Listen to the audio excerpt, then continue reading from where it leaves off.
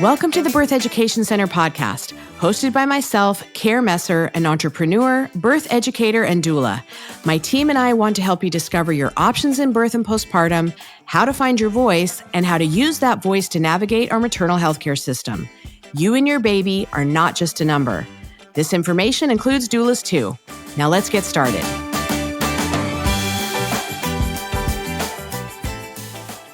Welcome to my first episode of the Birth Education Center podcast. I am so excited to get this going again. A midwife friend and I started one in 2019. We got 23 episodes recorded, and then her mom passed away. So we slowed down, we took a break, and then the lovely pandemic hit. So finally, the timing is right to jump back in, and the content has even taken a different turn this time. So I'm excited about it. This show is going to be a bit deeper and a bit more foundational. I'm excited to get into it. And as we add a new show each week, my episodes are going to include birth stories, educational topics, doula training, a lot about communication, advocacy, taking ownership for your birth, and also with your life, because I'm still a work in progress. I'm sure we all are.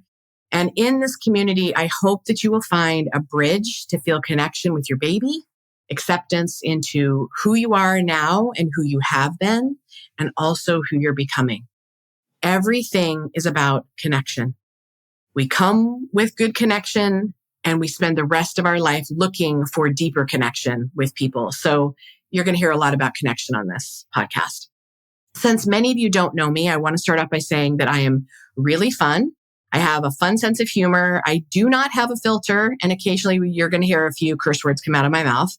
Most times, all the time, I speak really fast, especially when I'm in flow state. My mouth cannot keep up with how fast my brain goes sometimes, so I'm going to stumble over my words. I've been a childbirth educator, hypnotherapist, doula for 15 years now. I'm also a professional cuddler and an erotic blueprint coach. I will talk about those at a later time. But I love to talk about connection, communication, sex, human relationships. I'm also an authentic relating facilitator. So there is no topic that's off the table within my classes or this podcast, and we're going to have fun. And occasionally we're going to go deep, and it's going to touch some of the feels, because that's who I am. I cry at the drop of a hat too. You also need to know that. I have an incredible educator that I work with named Ashley, who will be co-hosting many of the episodes, and I hope you fall in love with her powerful brain just as I have. She is so great, an amazing communicator. I also have a series of episodes coming with my midwife friend, Jenny West, called What's Normal versus What's Routine, where we're going to explore how your body and birth normally work in physiological birth versus what's routine and what policies have been in place to make your body work within our medical system. As we routinely say yes to birthing in our medical system where we need to, due to finances, insurance, I had to too, we also need to improve our education around how that system works. We also need to improve our education around how our bodies actually work outside of that system and its policies. I am not here to demonize hospitals and providers. I am here to not bullshit you and give you a broad perspective and understanding about how we have birthed for thousands of years, and then add in evidence-based studies that go along with that common sense and tradition that have not yet made it into our mainstream maternal healthcare system. I don't know if it ever will. It takes like 19 years to get policies changed once the evidence is presented, because it's a corporation system. It's big money. It's big business. If you haven't watched The Business of Being Born, that might be a great documentary for you to start with before you start listening to the podcast. Now, I had planned on this introductory show to be me telling my birth story, how I got into birth work, but I feel like I even need to begin before that. Birth work is deep work. You're going to hear me talk about that a lot. And I want to start at the very beginning of who I am, where I came from. First, I believe that we are all conscious beings with choice. We have choice in everything. Choice does not stop when we enter a system, when we enter a building, when we enter anything. We choose how we operate within that system or out of it. We are autonomous humans. We are here to choose how our experience will be with what is laid out in front of us. Being in birth work has allowed me to walk with families through their most vulnerable life experiences to date, most times. And big stuff happens when we choose to have a baby. Big stuff happened when I finally got to carry a baby to term. Now, if you're not driving, I want you to close your eyes and I want you to picture you as a baby gestating from the very beginning. You're just about to begin a huge learning adventure because you're starting your own life. You're growing in this warm, fluid environment. You're being fed on demand. It's warm, it's cushy.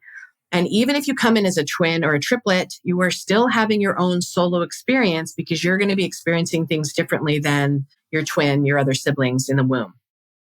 In the womb, you are being baked in your parents' love and excitement or their fear and rejection. Those feelings from your first environment are what shape your beginnings.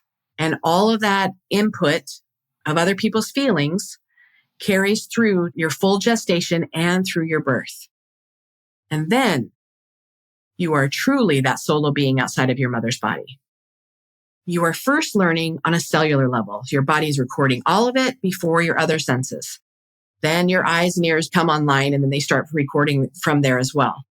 But would it have been different, a different life experience for you if your parents knew that you were taking in all of what was shaping your life, all of their fears, all of their worries, all of their joy, all of their happiness? Would it be a different experience for you if they knew that all of that was shaping how safe or how fearful you were of the world?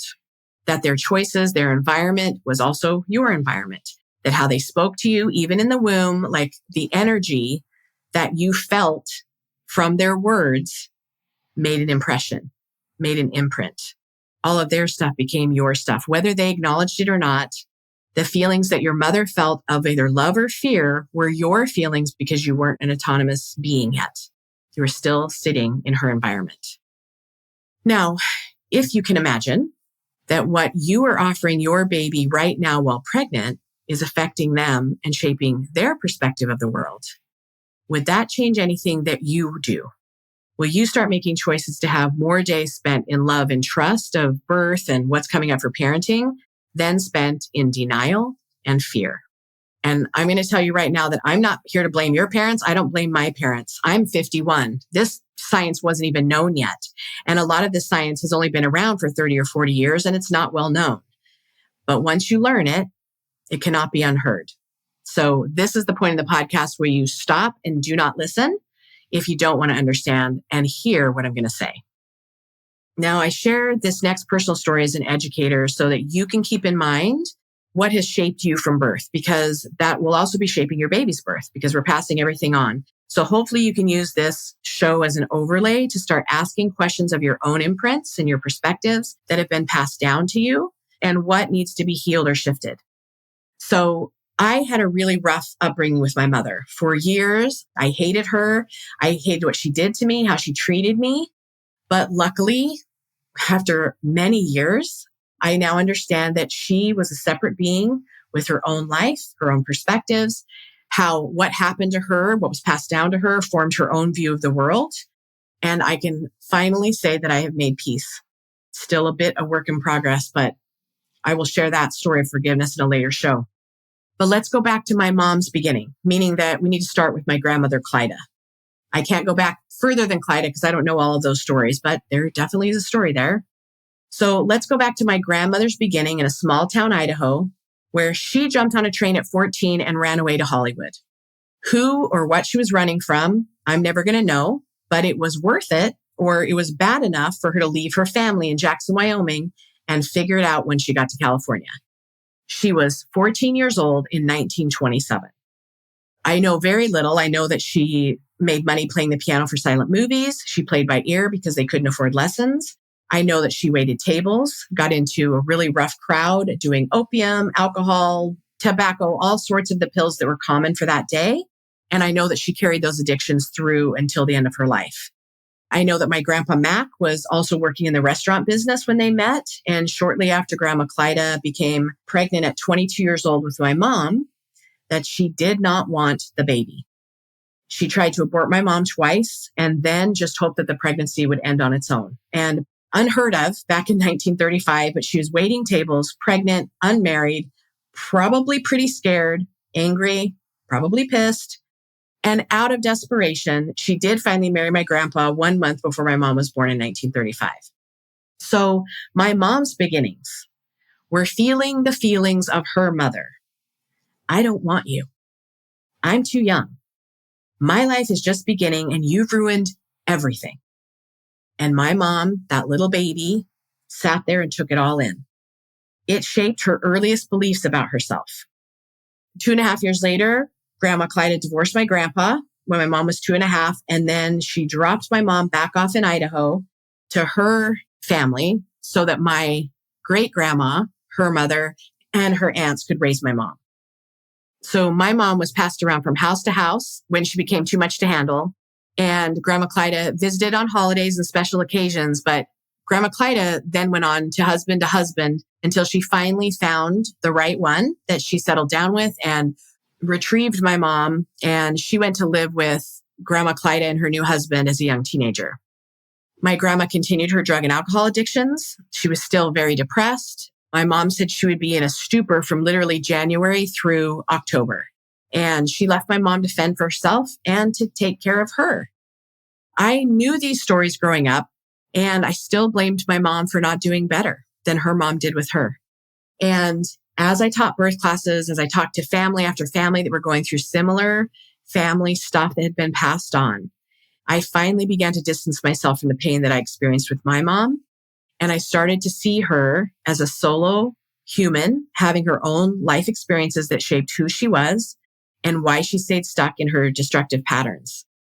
I think I got those understandings from authentic relating training, from being a professional cuddler, understanding consent, all of those different trainings besides my birth education, educator trainings and teaching helped me understand connection, our journey, what we're responsible for, everything. I couldn't hold her fully responsible for what she did to my dad, to us as her children, because how could I have expected more out of her?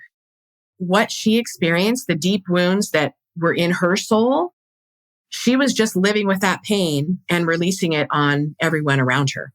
My mom was literally baked in not being wanted, baked in blame, heartache. She was taken away from her dad at 2.5, who probably could have really loved her. And then she was passed around from family member to family member and seen as the family burden. That only reinforced what she felt inside her mom's womb while she was gestating. My mom just honed her survival skills to hide the ugly truth of her family life. She put on a magnificent set of masks for the public. I learned how to do that from her as well. At 17, a friend got her interested in the church that her own family had belonged to, but that her mother was not in good standing with. So my mom got baptized at 17, and she finally felt a place where she belonged. She immersed herself in the church. She married my dad when she was 19. And then she quickly did what they do in the 1950s and had 4 kids in a 5 or 6 year span. She became the perfect housewife, church-going housewife, mind you. But inside, she was drowning. She did not know how to be a mother. They were really poor. My dad was just joining the Air Force for some stability for their family, so he was gone a lot. And every sibling has their own stories of how they coped with her mood swings, her instability. I imagine her being this solo kid. She was an only child and then was thrust into all of the chaos that you have with 4 kids. That was a lot. And wondering how to feed them and clothe them and raise them, that was a lot for anybody, even if someone had had a really good example. She'd, after that, gone on the pill to prevent more babies, probably because she was so overwhelmed. And then after going off the pill, struggled with infertility for a long time.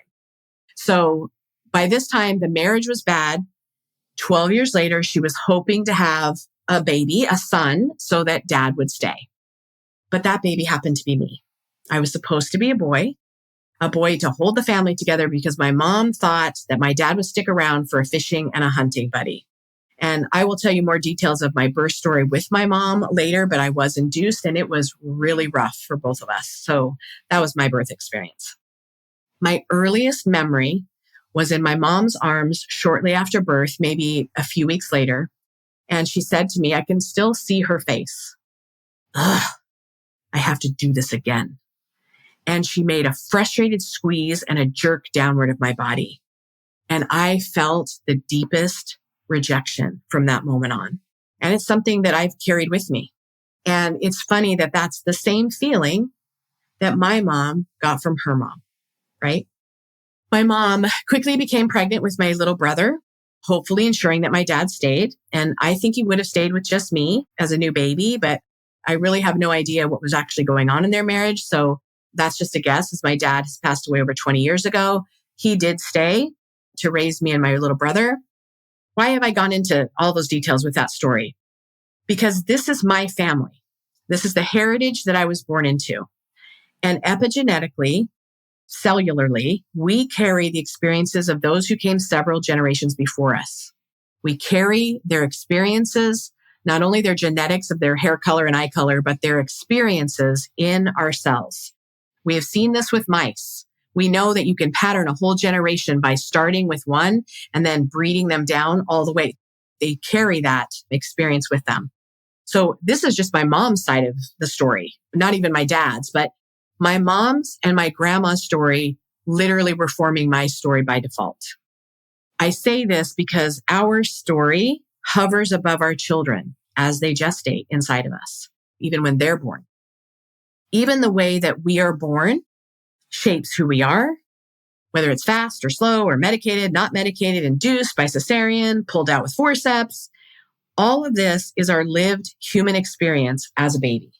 We're mammals. It's creating who we are. What was your birth like? How did you interpret that as a new human? What feelings and beliefs did you pull from those life experiences? Because we all have them. They are shared experiences. This is why we need to be conscious about who we are, what we're passing on, how we deliver this message to our children, because birth is a human experience. It is not meant to be governed by deadlines, policies, procedures for the vast majority of us. Your baby is coming in fresh, clean slate, just like we did before other people's stories about us and who we were supposed to be in the world began to make up our story. And as humans, we are born with the program to survive our environment and fit into our village. And as children with very few resources, we learn the rules. We figure out how to survive or thrive. Sometimes it's both. Sometimes it's just survive. We take it on the best way we know how, just like our parents did when they were kids. Now, I'm Gen X. I was born to shut up, raise yourself, stay out of trouble, which for the most part I did. Shutting up has always been a very hard thing for me to do, however. So let me take you back to the part of the story where I had a vivid memory of my mom holding me, a weeks-old baby, and telling me how disappointed she was that I was a girl and how I felt that squeeze and body jolt of rejection from her. I have had very many early memories as a child, and I had some gifts related to that were considered devilish, unsettling to my religious family. So from the age of 2, I could predict what people were going to say or do before it actually happened. And I don't even know if predict is the right word. I just had a knowing, which I still have today, a knowing that certain events are going to take place. And it was almost like a scene played out like a movie in my mind. And then I would just say it out loud and then it would happen. And I was shushed. I was told not to talk like that. But I have always been a very talkative person and I couldn't help myself. I thought it was a fun game to know that things were happening before they even took place. I would have dreams that also played out the same way. So I do call those predictive dreams because it is rare that I dream. And when I do, it's usually a prediction dream. And I would tell my mom, like, who's going to be at church that day and what they were going to be wearing and who they'd be talking to. Like, it was really mundane stuff. It wasn't like life-shifting stuff. Or what was going to happen when we went to Walgreens or the doctor's office. And it flippin' freaked her out to know that that was going to happen. And it happened over and over. I know I was scolded at the time. I was punished. I was told not to talk about it. And it was reinforced that it was the devil putting words and thoughts into my mind, that I should pray it away. There were several times when I had priesthood blessings where I wouldn't say they were exorcisms, but where they were asking demons and evil spirits to leave me. All made a very big impression on me, mind you, because I thought something was bad or something was wrong with me. And I always heard a voice as I was growing up. What I refer to now as spirit or a guide. At times, this would guide me not to go into places that weren't safe or to avoid certain men at church. I don't remember women, but definitely certain men. And I just make a game of it to hide from them. I'd grab the candy and then I kept myself scarce. I thought it was a game, literally, but The warning voices that I heard, I kept to myself. I did not tell anybody why I was doing that. I probably just looked like a mischievous little bratty kid. I remember having conversations with this guide or this voice as to why I was in this family. They didn't seem to want me. I didn't feel like I belonged there. And I should say because my mom didn't feel like she wanted me. I didn't feel that from her. I was very close to my older brother and my other siblings, I think, but I just didn't feel like I belonged there. And I was reassured by this voice that I chose to be with them and that I would be safe in this home. And I have always felt protected, almost guarded at times by angels. I just didn't have words for it. And looking back now at these conversations that I had, they were very adult conversations to be having with people from the other side. But I have literally always felt like an adult. Even when I was small, I was very bossy. You can ask any of my teachers, any of my church leaders. I was always bossing the other kids around. And I did my best to be with adults in the room. I really resented being set at tables with kids, like the kids' tables at any holidays or church events. I've always felt like an adult. And as a young child, like 2, 3, 4, those reoccurring dreams, one of them in particular was me being drowned in a river with my family watching from the bank. Obviously a different time period. They were in cloaks. It was a very cold river. It was a horrifying dream that I had all the time. I was absolutely terrified of water. This dream was so vivid. I could feel it, taste it, sense it. It was horrible. And now I know that that was a past life experience, which I was not able to believe in due to our religion. It took me many years to even believe that that's what it was. But my mom's way to resolve that fear of water or the fear of drowning was to toss me into the middle of a pool one day. And as I was panicking and sinking and I was filling my lungs up with water, I was gasping for air. A man jumped in and pulled me out. And instead of my mom saying thank you, she was screaming on the edge of the pool the whole time that I know how to swim and she can do it. Just get over it. That was a very pivotal experience in my life. And I learned from that day forward to keep my mouth shut about what I was seeing and what I was hearing. I still had premonition dreams, but I would never mention it to anyone. And slowly the connection to those audible voices left. The knowing still remained, but the audible voices left. I did, however, had 2 very distinct experiences hearing my daughter's voices at crossroads in my life. Once was a suicide attempt when I was 14, and I heard Angie and Finn yelling at me to stop and that it would change everything. I did question my sanity that day because I was so sad and so depressed, but I knew those voices were my children. It gave me hope and I can't explain it, but I knew it was them and I didn't go through with that attempt. And the next time I heard them was when I was about to make a life-altering choice with a partner at 19 that there would have been no turning back from. And those 2 little girls' voices came in so loud and so strong, screaming no, that I literally ran out of the room. And I knew that was a pivotal point. And I know this sounds so far out to people that are religious, especially to religious people, because I get it. These are supernatural things that just are not accepted. They can't be explained in a deeply religious setting. But if I believe that Jesus died and came back again in 3 days to save me from my sins, then I can believe that there are bigger things out there that are just not easy to explain.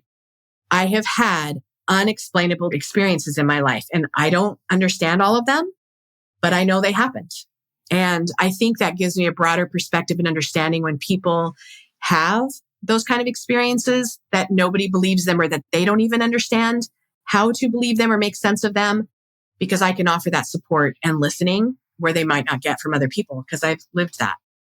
So I share this early childhood stuff for a few reasons. There are a lot of layers as to what makes up who we are, what we've come to believe, what we were taught to believe, what we have made our choices to believe, how we react or respond to different experiences and life events. I really learned how to hide myself through these masks, or I wouldn't have been accepted in my family, in my church. My community had a certain genre perception of who you had to be. And I'm sure that's relatable to a lot of you. I don't think it's wrong or right. I think as children, it's how we set ourselves up to survive. Sometimes we stay in that forever. And other times as adults, it begins to loosen and we start to figure out who we really are and what we believe. And I'm going to give you a basic example. My favorite color was purple because that's what my mom told me that my favorite color was. When somebody asked me my favorite color, I said purple. And she said, "Oh, I thought it would be pink. Everything you have is pink." And I went, "Oh no, my mom told me it was purple." And she looked at me so weird and went, "What?" And that was the first time I even questioned what my favorite color was.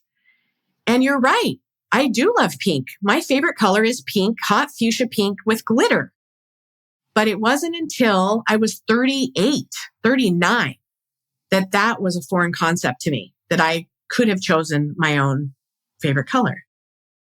Anyway, we are handed down a series of patterns of behavior, learned experiences mix in with that, and lived experiences go in with that. And I had learned to live as a victim or a martyr in all of my circumstances. I was in blame a lot of the time as to whose fault it was that I was miserable, sad, angry, and the same went for my happiness. If others around me played nice and did what I thought they should be doing with me and for me, then I was good. I had never been taught that I was the one that could take full responsibility for my choices, or that even I had the choice to have full autonomy in my life, with my body, with my circumstances that I was choosing to be in. I was not a victim of my circumstances, but I thought I was. And I had been taught that my life was made up of outside circumstances that were to blame for all my hardships, or to give credit for others when I was happy. So obviously these lessons were not taught to me in Sunday school lesson. They were not taught to me at home. They were just subconscious, passed down beliefs. So I want you to kind of think about what has been passed on to you, what was subconscious and what was blatantly taught. We cannot control anything that's outside of us. Why didn't anyone teach me that? I spent a lifetime trying to control the uncontrollable. I think that's why I was so sad. I think that's why many of us come into birth so afraid, because it feels out of our control to have a good experience. And we're paralyzed because we can't control any of it. So we're terrified even to have any experience with it, good or bad. We just feel like it's out of our reach. It's out of our control, but we don't have to fear it or control it, but we can learn to trust it. And the birth with my daughter is what taught me to trust. I built on that little by little because I didn't have much trust in anything until I was faced with having to birth her. Now, I came into birth work after 6 miscarriages, and then we adopted an 8-year-old, and then had a natural born baby from a series of synchronicities that I can't even explain now. And after 2 short years of attending births and teaching, so I was like 40-ish, I was loving my life, I found myself going through a divorce, and everything I thought was stable was falling away, leaving me facing not only the unknown with 2 kids, but the worst abandonment wounds that I have ever felt, which I'm sure were only magnified because my mom had felt those kind of wounds, my grandma had felt those kind of wounds, and who knows how many generations behind her. But they were huge.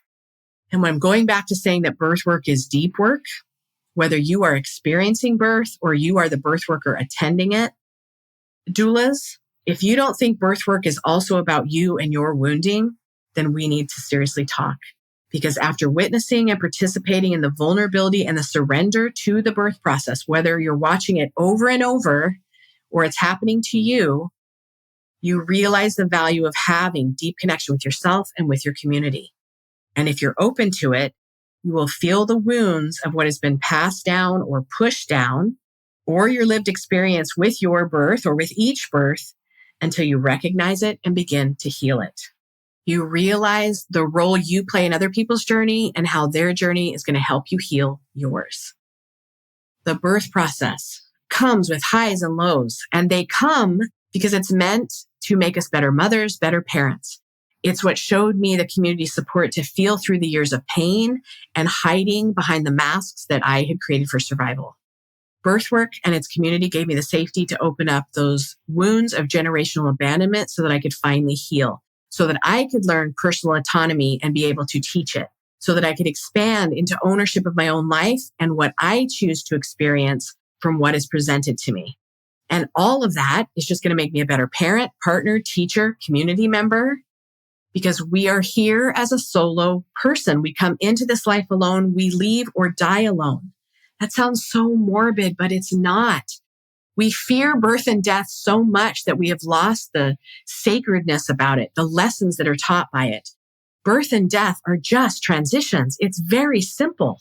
There's nothing heavy to that. It's light. It's beautiful. It's sacred. They're mysterious transitions from one place to another. They should be honored and not feared. They are a part of life. They're going to happen to each and every one of us. Birth and death are shared, lived experiences across the planet. It doesn't matter what color you are, what religion you are, what country you are from. We need to keep those human experiences and not routine practices that run over the value we have as individual people. Yes, we have family, we have support, we have friends that help us along the way, but we are separate beings, autonomous beings with choice. Our life is our life. My mom did the best she could. Her mom did the best she could. I have done the best I could at the time when I was in it. Understanding this background, now I'm more conscious with my words, my choices, the way my decisions may affect those around me. I have the desire to look at others as they're doing the best they can with what they have right now. Do not take anything personally. If someone else was there, they would be saying the same thing to them. How would our world be different if we knew that the legacy we're giving to our children starts even before they're born?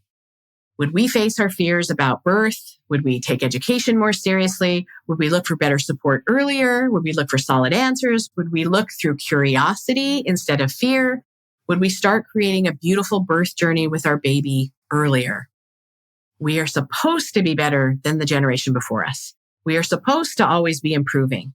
But when we stay stuck in fears about birth and parenting that our mothers felt when they were pregnant with us, how is that going to change the wounds that we're passing down to our children? And if you were feeling stuck or feeling frozen when it comes to educating yourself on birth or how your body works, it's only going to change if you do something different. You have to start owning your own life and this journey you're on with this baby. You are a parent right now. I learned how to take ownership from my birth experience, but I had to do the work. I had to make the calls. I think that was the scariest part. I knew that that baby was coming out of my body. My husband could not do that for me. My mom said I would die in childbirth, that I would be a statistic, that I could not do a natural birth. I felt more alone than I had in my entire life, thinking that that experience had to be mine and I couldn't pass it off to somebody else outside of me. I had to find the support. I had to practice a new way of thinking about my life and the one that I was helping to create. It was terrifying and absolutely uncomfortable.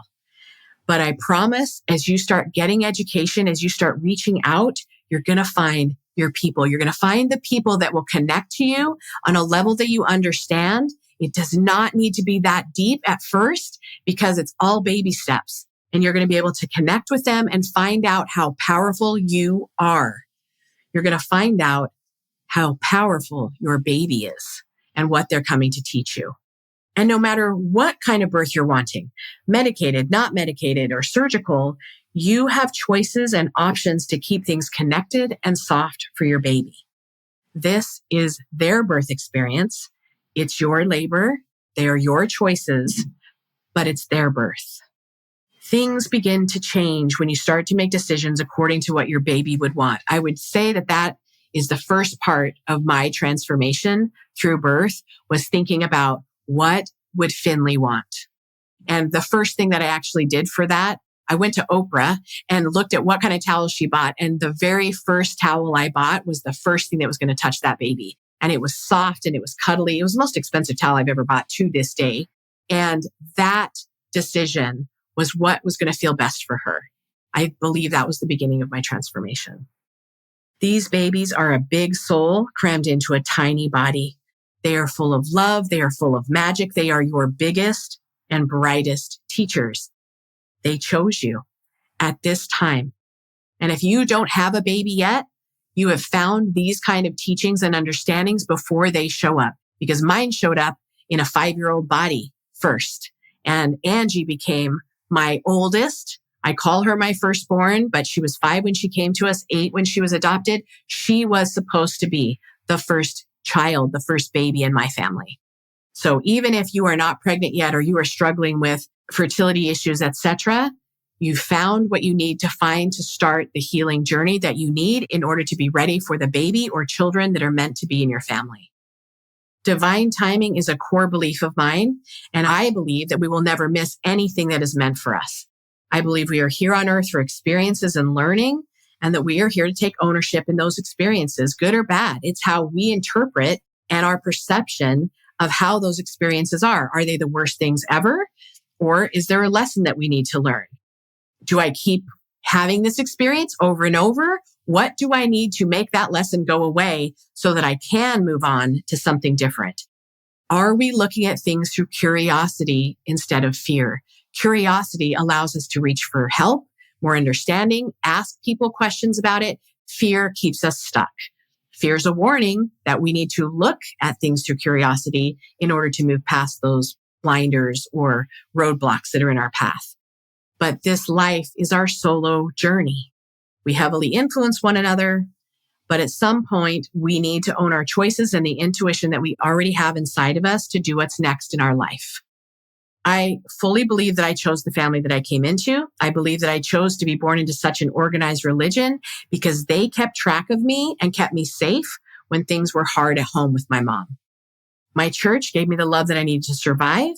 I learned from the women in my church how to build a birth business with doulas and educators. And all of that was patterned for me in my church while growing up. These women taught me how to serve and love people. And while I don't hold many of the beliefs of my religion anymore, I am grateful for what it taught me and the safety that it offered, because I believe it was all by design. Birth work has become my life's work. Birth education is so much more than to have a baby.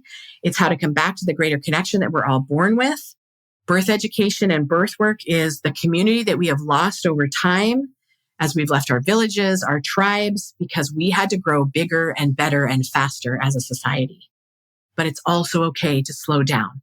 And if we start doing that when we're pregnant, and then we move into postpartum, because we do have the slowdown by force in postpartum, it is a much easier transition for ourselves and our babies.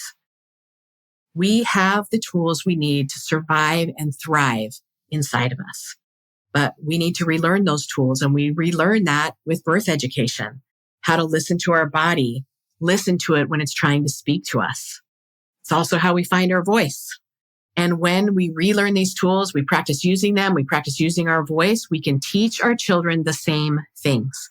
We'll equip them to think for themselves, choose their own favorite color, perhaps, take ownership of their own lives, and start honoring who they are right now and not who we want them to be. This podcast starts with spiritual understanding because it's where I teach and create from. I believe we make contracts to find one another and to remind each other of who we are. I have met many of my soul family, which I believe a lot of you are probably my soul family, who have loved me and will love me in ways that I can never repay.